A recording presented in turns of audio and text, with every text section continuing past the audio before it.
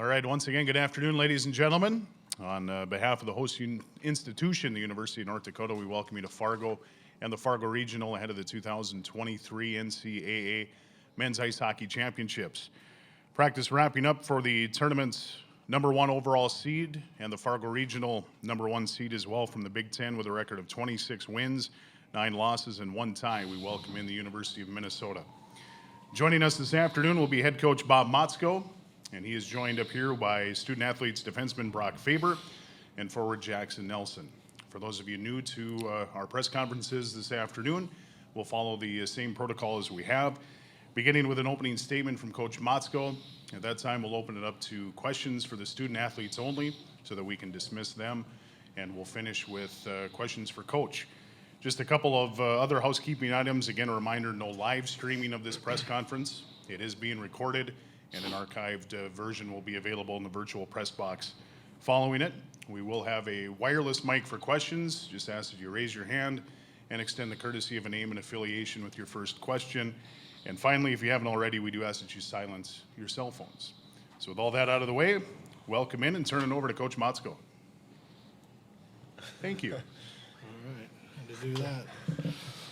Well, we're excited, obviously. You're going to get that from every coach. I mean, this is what you play for. You know, at the start of the season, there are only 16 teams that get in this darn thing, and you just want to be one of 16, and that's what, you know, the position we're at. But we're also excited to get on the road. We've been home for a month. We kind of getting on the bus, coming up to leaving snow and coming to snow. It's been a good trip for us so far. We're excited to be here. All right, thank you, Coach. I will open up the questions for the student athletes. Jackson, Brock, Jess Myers from the Rink Live. How is it different this year as opposed to getting on a plane to Colorado or getting on a plane to Massachusetts? Kind of bring you back to an earlier era in your career, making a bus trip? Yeah, I mean, like Coach said, we are happy to get out of town. Obviously, this is the hockey you dream of playing when you're a kid, and yeah, it's going to be a fun atmosphere. You know, obviously it's a beautiful rink out there, and you know the guys are ready to go. So exciting times for sure. Yeah, I think everyone's excited to play. I kind of been looking forward to this since we lost last year, and this is what you play for the end of the year. So I think everyone's excited and ready to go. Randy Johnson, Minneapolis, start to you. For both of you guys, playoff hockey tends to get tighter defensively. Do you change your approach at all? I think we just stick to the same game. We like to get pucks deep, and if we can be able to do that and drive the puck low and be able to get back on the back check and prevent teams from scoring on the rush, I think that's kind of what we're looking for. Yeah, I think the details obviously become a lot more important, the little details within the game, and then obviously there's a lot more sacrifice with playoff hockey, you know, blocking shots, you know, taking a hit to make a play, little things like that. You know, those are things that need to happen, and you know, it's again, like I said, it's the most exciting time of the year, and you know, this is what it's all about. So.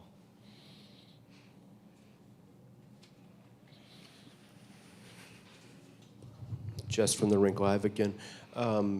Your coach said last Saturday it's late in the season to be learning lessons, but you'd learn from the Michigan game. What was the lesson? What did you learn? Yeah, I think there's a lot to take from that game. I think it's, you know, obviously it was a disappointing outcome, but you know, we made little mistakes throughout the game, and you know it costed us against a team that good. So, like I said, just focusing on little details in our game, kind of touching it up. I mean, you know, we've played 2 games in the last month or so, so it's, you know, it's obviously expected, but no excuses. We learn from it, and we're ready to start playing again. So. Yeah, I think it just shows a couple mistakes can lead their goals, and like you said, in playoffs it's a lot tighter. So if we can just manage those mistakes, I think we'll be in a good shape. Randy Johnson, Star Tribune again. You have a goalie that has Frozen Four experience. What have you seen out of Justin this year? How he's grown, how he's improved as the years gone by? Yeah, he's just a calm goalie. No matter what happens, I think his head's always there. He's always ready to make the next save for us. I think that's something that he's learned over the years is he gets scored on, he's just looking for that next save and getting the next stop. So I think that's just something that helps us, just that he's calm and that we can play for him. Yeah, I think he's obviously he's the rock back there, and he has been ever since he's took over the net. And his demeanor, his day to day, his lifestyle, just how he carries himself. He's obviously a tremendous leader, and we all look up to him in that aspect. He's resilient.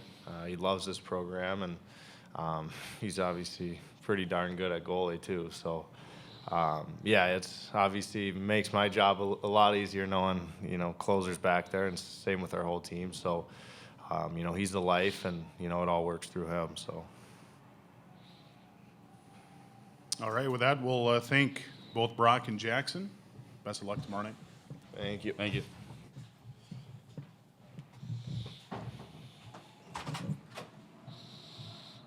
And we'll let cameras reposition and open up the questions for Coach.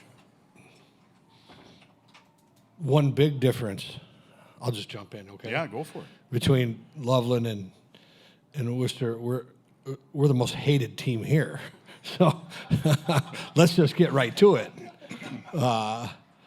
If any of the Green fans show up, you know who they're against, the two other Minnesota teams. So there's a big difference this week. We are the most hated team in the state. So we got a target on us. So we are the underdog.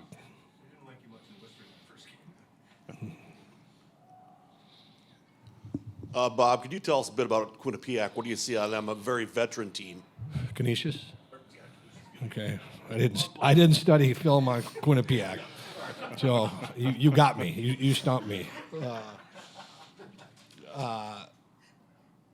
They've got an older lineup. They've got a heck of a power play, and it's highly ranked. I think it's top 15 in the country. But then when we break it down, great sticks. Guys that get the puck, they can. We got to be a disciplined team tomorrow because they one of those guys has 90 some points, the other's got 60 points, and good team speed. They're on a roll right now. They had a 2 out of 3 series, and then last week they've won with only 2 losses through that. And so by doing that, their goaltender numbers are excellent. You're catching a team that is feeling it right now, and that's 8 games in 3 weeks. All right, they got us beat there, so we're going to be much better this week from coming off last week, but they've earned their way here, and they're gonna play that way.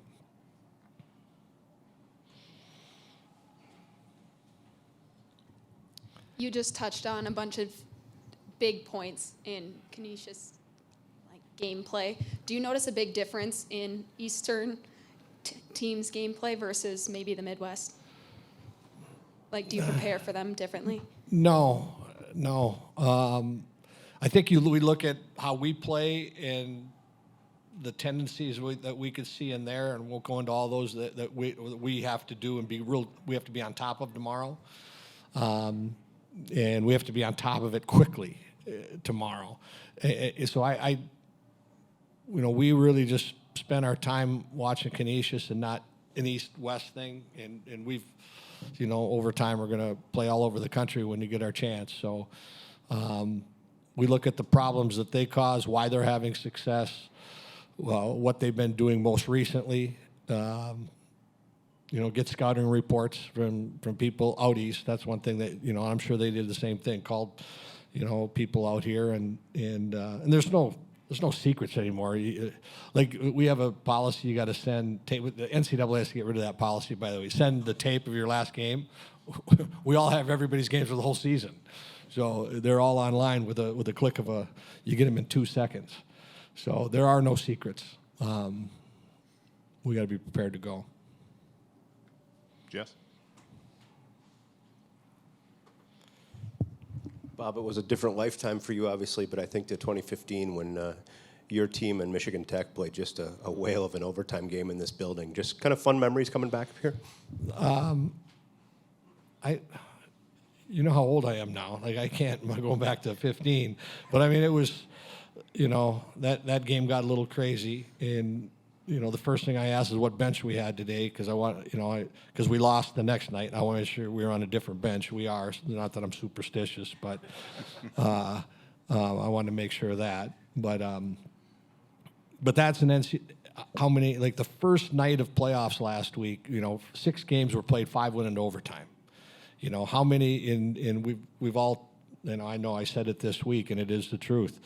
The difference between a 1 seed and a 4 seed, a lot of times, that's somebody asked me that, like, well, what the St. Cloud's here and they're a 6 versus the 7, like, the difference between the 6 and the 7 was like a 0.0017, like, okay, like that, so it doesn't matter. It's how you're playing, and then the depth of college hockey right now is, you saw it for the last couple decades now, last decade and a half for sure. There are good coaches out there, good players out there, and of course, I've been a 4 that's beat a 1. I've been a 1 that's got beat by a 4, and the more you're in this thing, you live it all. All right, anything else for Coach? Coach, anything else for us? No, I'm good. All right. I passed. Best of luck tomorrow. Thank you. Thanks. And thank you to joining us.